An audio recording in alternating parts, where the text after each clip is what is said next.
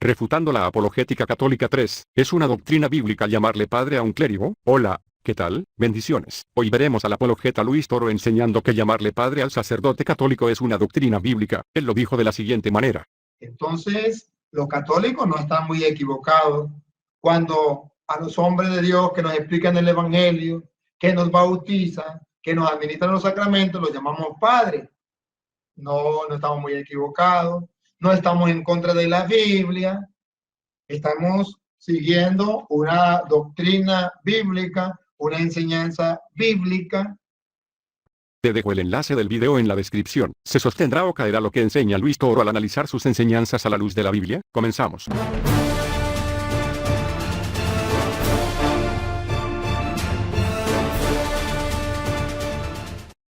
Vamos a analizar el método que siguió Torito para convertir en bíblico esta doctrina católica. Primero, el descarte de textos bíblicos que amenazan la doctrina. En su exposición, primeramente el señor Toro mencionó Mateo 23:9, que dice, «Y no llaméis Padre vuestro a nadie en la tierra, porque uno es vuestro Padre, el que está en los cielos». Mateo 23:9. Torito tuvo que sacar del camino este texto que le estorbaba, pues contradice claramente su doctrina que quiere enseñar. Como lo hizo, tuvo que dar al texto una interpretación totalmente extraña y tan alejada de la doctrina católica que amenaza. Torito interpretó este texto de esta manera. Mateo 23:9 no está prohibiendo que yo le diga a una persona padre, o que le diga a mi papá, padre, o que le diga al sacerdote, padre. No, señor. Lo que está prohibiendo es que yo crea que el origen del universo, el origen de todos los hombres, el origen de todas las cosas, es el mono, es una bacteria, es una explosión. Entonces yo no puedo estar creyendo que el Padre, principio y origen de todas las cosas, es alguien distinto de Dios. Eso es lo que prohíbe la Biblia, pero no que yo pueda llamar padre al papá o padre al sacerdote, eso no lo prohíbe la Biblia. Y por segunda ocasión Torito enfatizó su interpretación.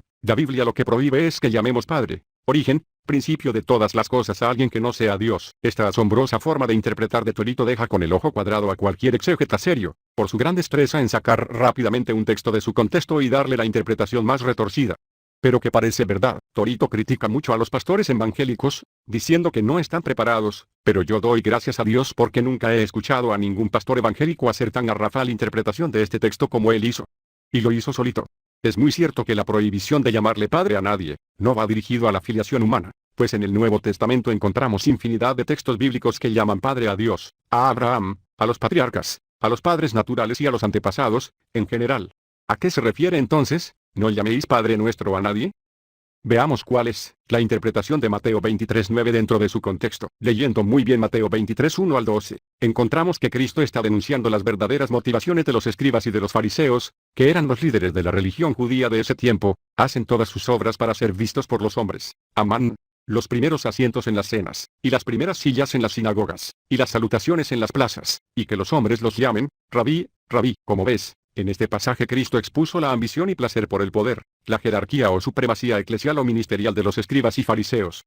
Pero ustedes, dijo Cristo a sus discípulos, contrario a las ambiciosas pretensiones de los escribas y fariseos, no queráis que os llamen rabí, todos vosotros sois hermanos, y no llaméis padre vuestro a nadie, ni seáis llamados maestros. Y concluye magistralmente el Señor, diciendo a sus apóstoles, el que es el mayor de vosotros, sea vuestro siervo, porque el que se enaltece será humillado, y el que se humilla será enaltecido. Otro método que utiliza Torito para revestir su doctrina católica con ropaje bíblico es el violento ajustar de los textos bíblicos a la doctrina católica. Inmediatamente de haber sacado grotescamente de su camino a Mateo 23:9, Torito tiene que usar otros textos bíblicos para apuntalar su doctrina. Para tal efecto usó 1 Corintios 4:14 y 15. No escribo esto para avergonzaros, sino para amonestaros como a hijos míos amados. Porque aunque tengáis 10.000 años en Cristo, no tendréis muchos padres, pues en Cristo Jesús yo os engendré por medio del Evangelio. 1 Corintios 4:14 y 15. Y con una gran sonrisa de triunfo Torito dice victorioso: ahora comprenden por qué en la Iglesia Católica llamamos Padre al sacerdote, porque nos ha engendrado por el Evangelio en Cristo Jesús, y entonces lo llamamos Padre. Y remacha: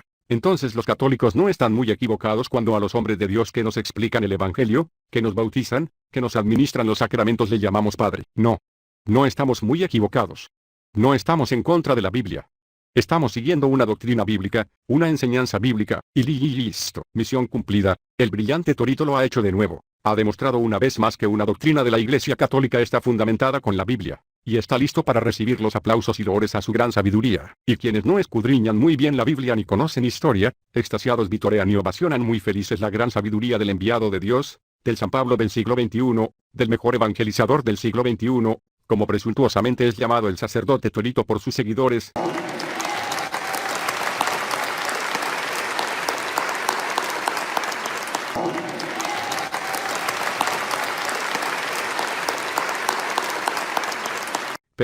Pero los que sí nos quemamos el cerebro pensando y estudiando, inmediatamente nos damos cuenta de la artimaña. Torito hizo una generalidad de una particularidad. Pablo dijo, yo solamente soy su padre, de ustedes, porque yo os engendré por medio del Evangelio. Esta expresión es particular, Pablo la está aplicando solamente a su persona. No está diciendo que todos los cristianos deberían de llamarle padre. Torito violentó el texto para generalizarlo y hacerlo encajar en su doctrina, diciendo que, porque el sacerdote nos ha engendrado en el Evangelio, le llamamos padre. Pésima interpretación, porque el sacerdote no ha engendrado en el Evangelio a cada uno de sus feligreses. Mentira pura. Pero si Torito tiene razón, entonces el contexto general del Nuevo Testamento y la historia extrabíblica del primer siglo deberán confirmar que a los clérigos se les llamaba padre.